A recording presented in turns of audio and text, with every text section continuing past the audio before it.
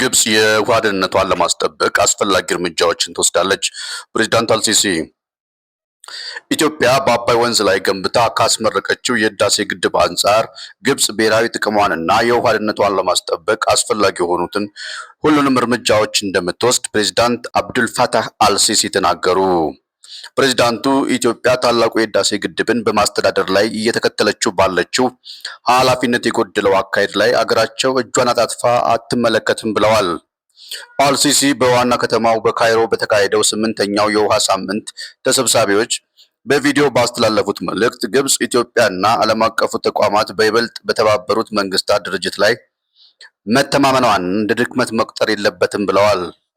ግብጽ ታላቁ የህዳሴ ግድብ ከአባይ ወንዝ ከምታገኘው የውሃ መጠን ይቀንስብኛል ስትል አጥብቃ ስትቃወም የነበረ ቢሆንም ፕሬዝዳንቱ እሁድ ዕለት ባደረጉት ንግግር ላይ ባለፉት ሳምንታት በሱዳን ውስጥ ለተከሰተው የጎርፍ መጥለቅለቅ የኢትዮጵያን ግድብ ተጠያቂ አድርገዋል።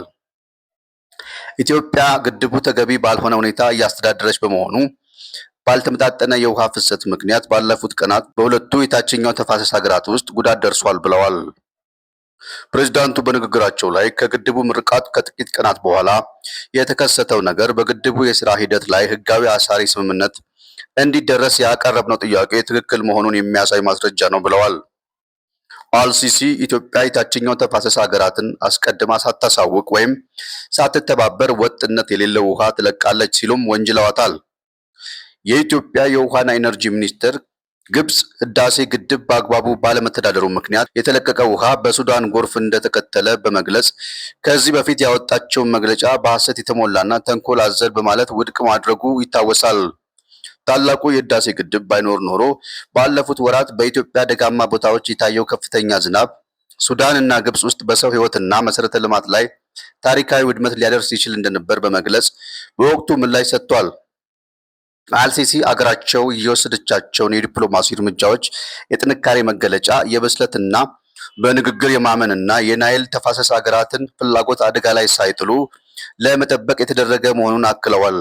የግብፁ ፕሬዝዳንት ድርቅና የውሃ መጥለቅለቅ በሚኖርበት ወቅት አለቃቀቅን ለመቆጣጠር የሚያስችል አሳሪ የሆነ ስምምነት በሁለቱም የታችኛው ተፋሰስ ሀገራት ያካተተ ስምምነት እንዲኖር የጠየቁ ሲሆን በላይኛው ተፋሰስ ሀገራት የእድገት ፍላጎት ላይ የታችኛውን ተፋሰስ ሀገራት ከጉዳት ለመከላከል በሚኖር ሚዛን መካከል ብቸኛው አማራጭ ነው ብለዋል። ፕሬዝዳንቱ ግብጽ በአባይ ወንዝ ላይ የሚኖርን የተናጠል እርምጃ የማትቀበለው ዓለም አቀፍ አሰራሮችን እና ስምምነቶችን ወደ ጎን ስለሚል የተፋሰሱ ሀገራትን ፍላጎት ስጋት ላይ ስለሚጥል እንዲሁም የፍትህና መረጋጋት መርሆችን ዝቅ ስለሚያደርግ መሆኑን በንግግራቸው ላይ አንስተዋል። ልማት የአንድ ሀገር ብቻ ጉዳይ አይደለም ያሉት አልሲሲ የወንዙ ህዝቦች የጋራ የሆነ ኃላፊነትና በትብብር ብቻ ሊጠበቅ የሚችል መብት ነው፣ የተናጠል እርምጃ አይደለም ብለዋል።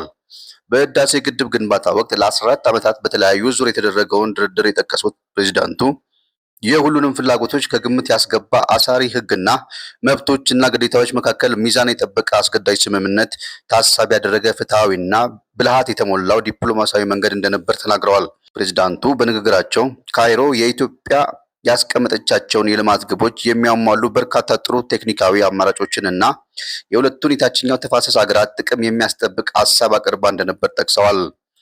ነገር ግን እነዚህ የግብጽ አማራጮች የፖለቲካ ፍላጎት ባለመኖሩ እና በጠባብ የፖለቲካ ሀሳቦች የሚመራ የተናጠል እውነታን የመጫን ፍላጎት ብቻ ሊገለጽ በሚችል ግትርነት ተቀባይነት ሳያገኝ ቀርቷል ብለዋል።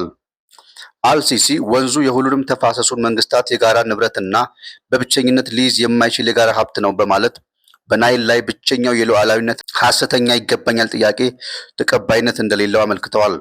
ግብጽ በዓለም ላይ የውሃ እጥረት ካለባቸው ሀገራት መካከል መሆኗን የጠቀሱት ፕሬዝዳንት አልሲሲ 100 ሚሊዮን ህዝብ 98 በመቶ የውሃ ፍላጎታቸውን የሚያገኙት ከአባይ ወንዝ መሆኑን ጠቅሰው የህልውና ጉዳይ ነው ሲሉም አስቀምጠውታል።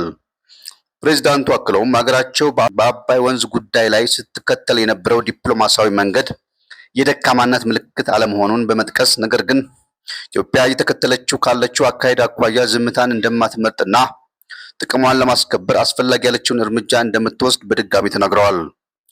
አልሲሲ ድንበር ተሻጋሪ ወንዞች የተፈጠሩት ዜጎችን ሊከፋፍሉ ሳይሆን ለውህደትና ለትብብር ድልድዮች እንዲሆኑ ነው ብለዋል።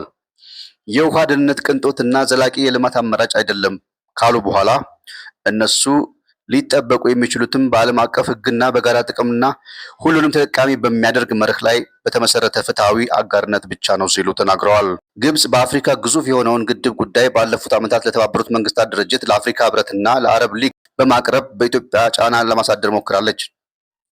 በዓለማችን በርዝመቱ የሚታወቀው የአባይ ወንዝ ከ85 በመቶ በላይ ውሃውን የሚያገኘው ከኢትዮጵያ ሲሆን የወንዙን አብዛኛውን ውሃ የምትጠቀመው ግብጽ በኢትዮጵያ በተገነባው ግድብ በበላይነት ስትጠቀም በነበረው የውሃ መጠን ያሳጣኛል የሚል ስጋት ፈጥሮባታል።